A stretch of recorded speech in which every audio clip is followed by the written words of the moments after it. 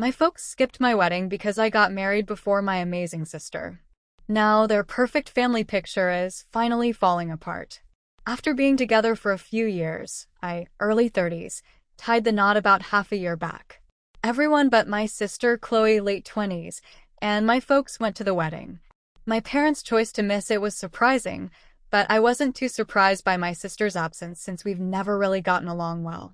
Still, thinking about our past, I probably should have expected it. I'll give you some background on how our family works. I can't completely blame my folks for always favoring my sister over me. All through her life, she has been really talented at nearly everything. She was the main focus in every place she visited. As soon as she could walk, she won every spelling contest, science event, and talent show in elementary school. Class leader, top student, and prom queen were all pretty much the same in high school. Tall, thin, and quite good-looking, she did some modeling while in college before focusing on her business degree. She got her first modeling job during her second year, and I can still picture it. To celebrate, my folks invited all of our family members and her buddies to a big celebration. Her first professional headshot was put in a frame and hung in our living room, where it's still there now, right above the fireplace. The same year I got my degree in computer science, they just mumbled, "Well done," and went back to planning Chloe's next photo session. She moved up fast at work right after finishing school and landing a job at a major corporation. She already has a corner office and a company vehicle at the age of late 20s, making her a high-up manager. Meanwhile, I work for a respectable computer company as a regular programmer. Even though I'm pleased with my job and it's a decent profession, it's not the type of employment that makes parents brag in front of the family. Plus, I'm bigger and shorter than my sister. My mom made mean comments about how I looked, signed me up for exercise classes I didn't want to attend, and made me watch my weight all the time. When I was growing up, she would say, "Chloe never has problems with her size," or, "You could look as nice as your sister if you just tried a bit harder." Even though I had learned to ignore these remarks by high school, they affected me over the years. I've accepted these differences. I eventually came to terms with the fact that my folks weren't as happy about what I did as they were about Chloe. What else could I do? I tried to get their approval for years by taking classes they recommended, joining clubs they encouraged, and even tried modeling for a short time, a failure my sister never lets me forget. However, nothing was ever enough. I was merely the second daughter, and they were totally focused on my sister's achievements. I gave up attempting to impress them maybe around age 25. I concentrated on creating my own life, growing professionally on my own terms, and forming bonds with individuals that respected me for who I am. To be honest, following that, things have improved. Knowing that my folks were constantly concerned about looking good to others, I kept my interactions with them not deep in order to avoid arguments. During our required holiday dinners and family get-togethers, I would nod and grin while they excitedly talked about Chloe's most recent job, partner, or vacation spot. Since they had Chloe to adore, they didn't seem to notice my emotional distance. Then, at a tech convention, I met my partner thanks to a friend we both knew. He noticed me, actually saw the real me, unlike my family. He liked my quiet, funny side, my skill with computers, and yes, even how I looked. Right from the beginning, he never once said I should change or compared me to other people. He asked me to marry him after a few years of dating when we were alone at home, enjoying takeaway and our favorite TV in the background. It was perfect. Naturally, I told my folks that I was engaged last year. My first clue should have been their response. Didn't say congratulations, just quiet.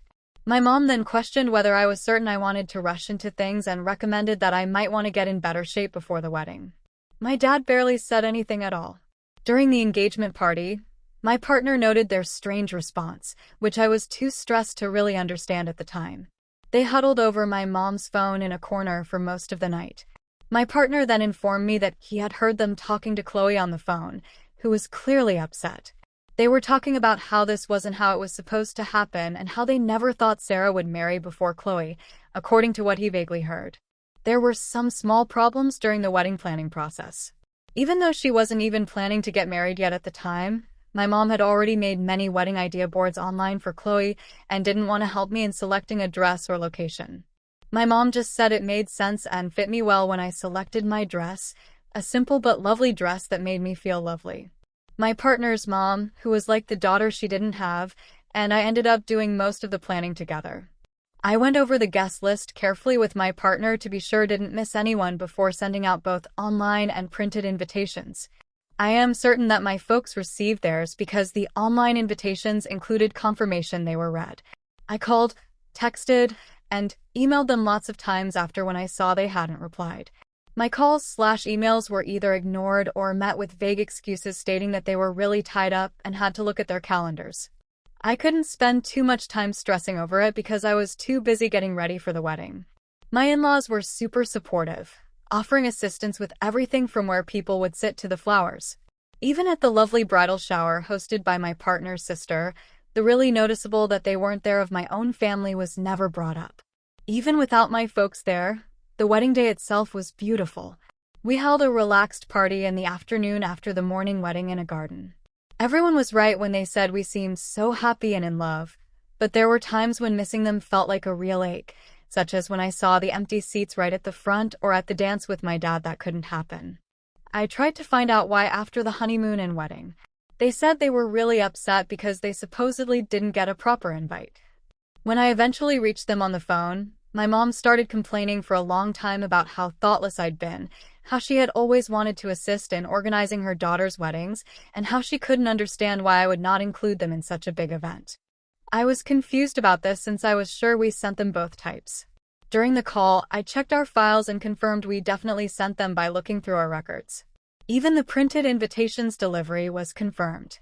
I didn't call them out on trying to make me question my memory. I just said I was sorry for the error and hung up. Later, my partner mentioned some things that happened that showed what they really meant, such as the way they seemed surprised instead of happy when we told them we were engaged, or the way they kept finding excuses not to help with the wedding planning. Because he didn't want to make me more stressed during the wedding planning process, he hadn't brought up these findings earlier. But looking back, it was obvious what was going on, the idea that I, the daughter who wasn't as accomplished, was marrying before their favorite Chloe was too much for them to handle. Their behavior just proved what I had always thought but didn't want to believe, that I would never measure up to my sister for them. The saddest part was learning that even my wedding day, which should have been a happy time, just became another part of their constant fight to keep up their perfect family appearance with her at the center. Chloe just got engaged to someone she's been together about 12 months, according to family members I spoke with in family group conversations that I don't participate in. My folks are showing how excited they are about planning a big, fancy wedding for her. They are already bragging about getting fancy venues and expensive dresses, and my mom is taking Chloe to special appointments at expensive shops, all the time with my mom I never got. It's interesting that lots of relatives are suddenly saying they won't attend to Chloe's wedding and engagement party. What they did at my wedding seems to have been talked about by the family. I simply tell family members what I believe happened when they ask why my folks didn't attend my wedding. They couldn't stand it that I married before their favorite girl. I state the facts as I see them, without adding details or trying to make people feel sorry for me. My folks got in touch with me a few days ago and said I was deliberately trying to ruin Chloe's wedding. They said the relatives they have spoken to are making excuses not to go to any of her wedding-related festivities.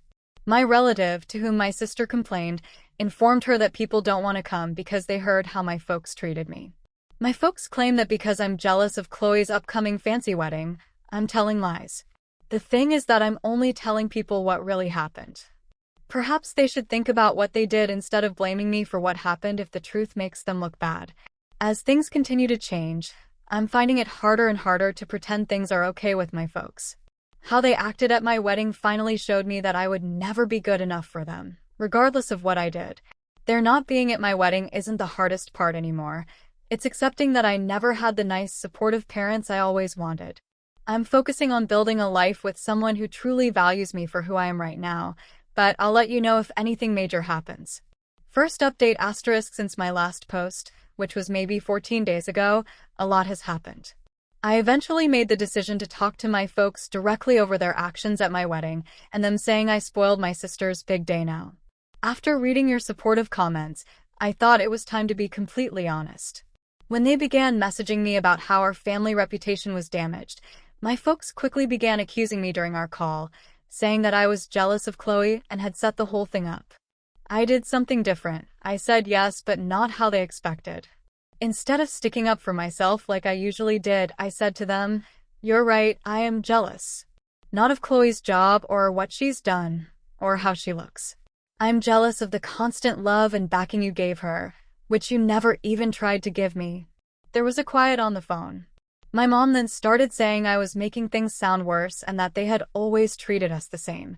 In that instant, something snapped inside me. Emotions I'd held in for years just poured out. I reminded them of every birthday when Chloe's newest achievement overshadowed anything I'd done. When Chloe got a modeling appointment, my mom canceled my school-leaving dinner about how her formal dress cost way more than all my university books for a year. I kept going, even though my dad tried to stop me by saying I was overstating things. I spoke about how it felt watching them plan my sister's make-believe wedding for ages while not caring about mine.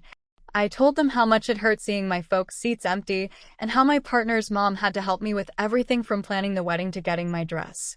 How they reacted showed a lot. They turned it back on me instead of admitting anything I said was valid. "Why didn't you ever say anything if that's how you felt?" As if I hadn't tried to talk to them for years, my mom insisted. My dad added that talking about this with our relatives meant I was being unfair and mean. My mom said something then that finally made everything clear. "We never thought you'd go so far as to try and wreck Chloe's wedding just to be spiteful, but we always knew you felt insecure about how well she did." She stated, "This isn't how we raised you." I realized they couldn't even hear what I was saying. They believed that how they acted and how I felt weren't connected to any of it. It's about how Chloe is reacting. They cared more about her upcoming wedding than the pain they'd caused me, even while talking about them missing my wedding. I didn't try to fix things for the first time in my life. I didn't take it back or say sorry. Rather, I told them exactly what I thought. "You're right about one thing. You did raise me. You made me believe I'd never be enough, that Chloe's achievements would always matter more than mine, that keeping up your perfect family image was more important than my feelings. But you also taught me that I deserve more than this, which is something you didn't mean to teach me." Before my dad spoke, there was a long quiet moment. He spoke in a cold, calm voice. "Maybe we should stop pretending to be awful parents, since you've already decided we are and clearly enjoy seeing us upset. Because you're family, we thought you'd help sort this out, but it's clear you've made your choices." My mom delivered the final hit. "Maybe you just couldn't handle not being the focus, even though we always tried to treat you both right, Sarah. That's not on us. You chose to act like the injured party." I didn't argue back. What was the point? Everything I just said had been proven true by them. They couldn't admit they played any part, even during this final talk. I just ended the call and said goodbye. I was surprised to feel like a weight was lifted after the call. Sure, I cried, but they weren't the panicky, painful tears I remember from my early years. They were tears that felt freeing. For the first time, I had expressed everything I needed to say, freely and without feeling bad about my feelings. Later, my spouse found me watching the evening sky from our deck. He joined me and held my hand quietly. After a while, I questioned him. "They won't ever be different, right?" "No, but you are," he replied, giving my hand a gentle squeeze. "And that's what matters." He's right. I am different now. The small kid desperate for her mother and father's approval isn't present anymore. The person who finished that recent talk doesn't require their validation anymore. Realizing my mother and father will never match the role I wished for them is tough, but it's less hurtful than keeping hope alive that they might change. Honestly, for the first time, I'm not concerned about what happens with my siblings' upcoming marriage ceremony or the family issues. I've voiced my feelings, and now they must handle whatever results. The strangest part? It feels like a weight I've carried my whole existence has finally disappeared. While it's not the wonderful resolution I imagined with my parents, maybe it's the one I truly needed. The freedom to stop chasing affection that should have just been there. Second development * a few days, say 4 days, have passed since I confronted our parents, and events have gone in an unexpected direction. My sibling, Clara, chose to jump into the conflict, but her plan went terribly wrong. She messaged me yesterday morning. The message seemed carefully written. She had adopted a patronizing attitude over many years, and it showed in her writing. "What you said to our mother and father was completely unsuitable.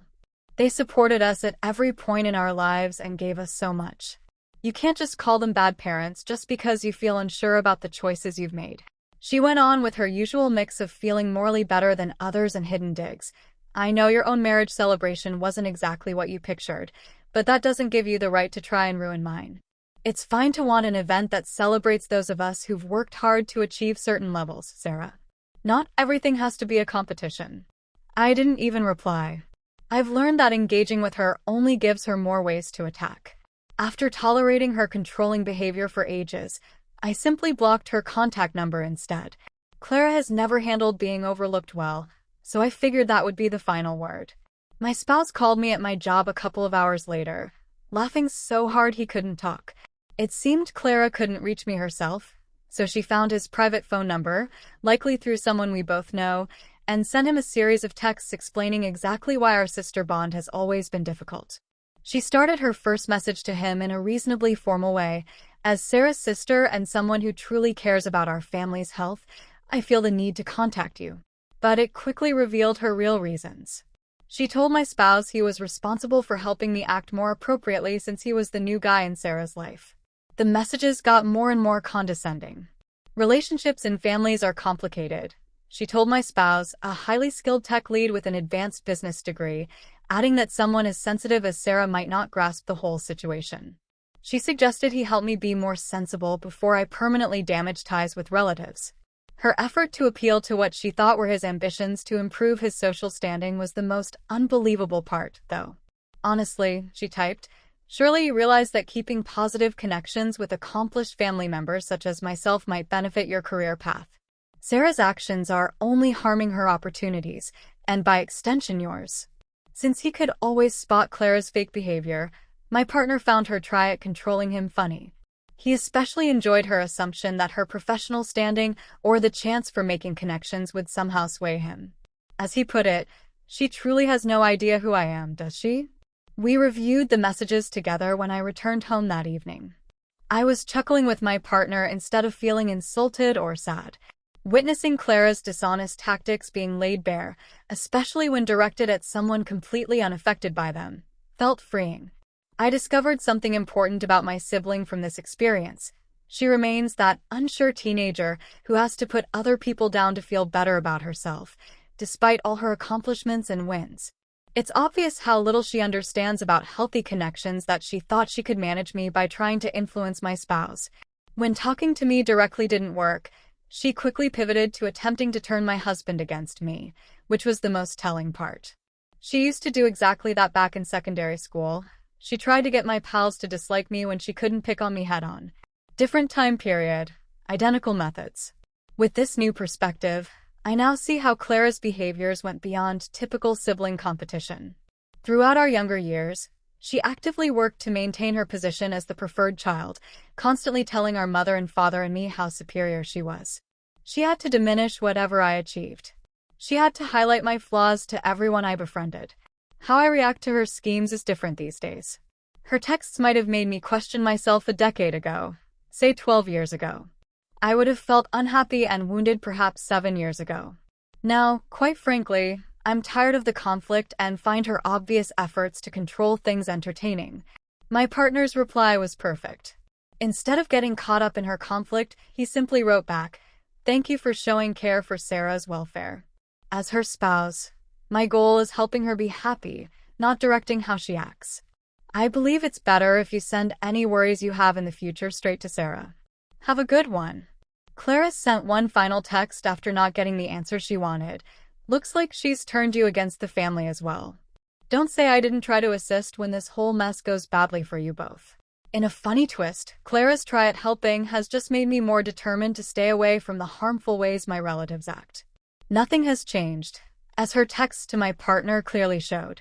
She's still the same tricky person who feels she has to control every situation and sees anything different from her perfect family image as a threat.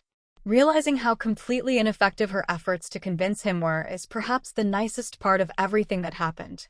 She managed to bring my partner and me closer together instead of causing a rift.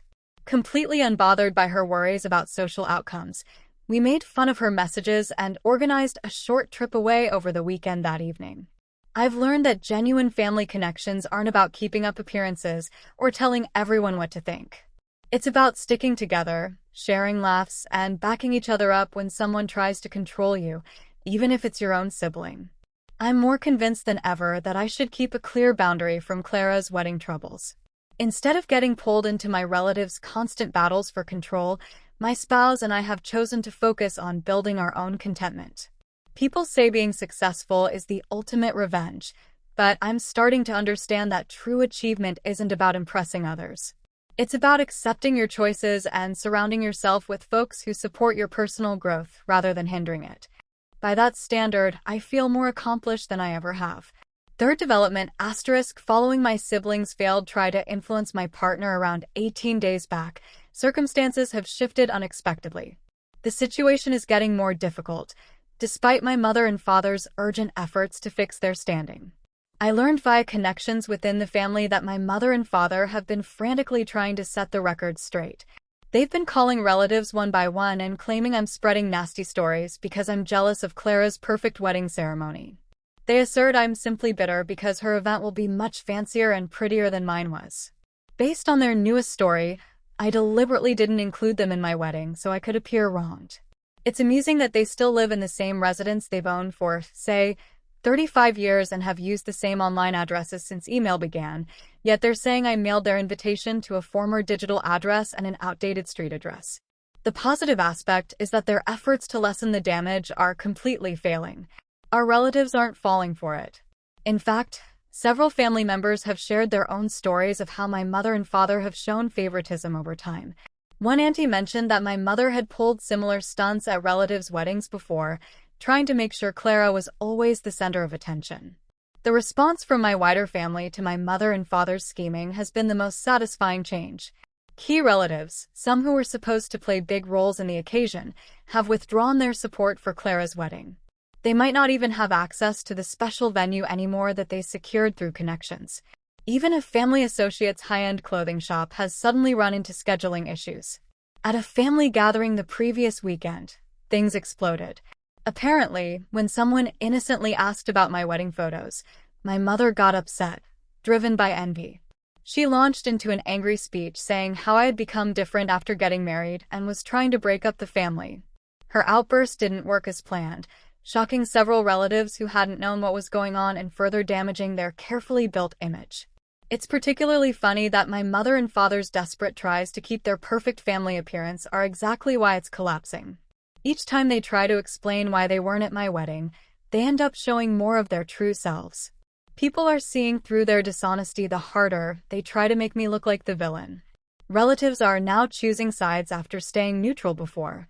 Just lately, even my father's sibling, who always stayed quiet to keep things calm, said sorry for not speaking up sooner about how they treated me. He has decided not to attend any of Kara's wedding parties or events with his family. I don't need to address any of this directly, so I haven't. The reality itself is handling everything for me. Kara and my mother and father always end up showing more of their damaging behavior when they try to change the story. It turns out that all those years I stayed quiet and endured their treatment, trying to maintain calm, were really just enabling their actions. My partner put it perfectly. They built a false front of being the ideal family over a long time, but it was built on controlling emotions and playing favorites. Eventually, it had to crumble. Personally, I'm doing better than I ever have. I no longer need to stress about trying to earn my mother and father's acceptance. The pressure of managing Kara's feelings has decreased. I'm not worried about maintaining their picture of a perfect family, which is new for me.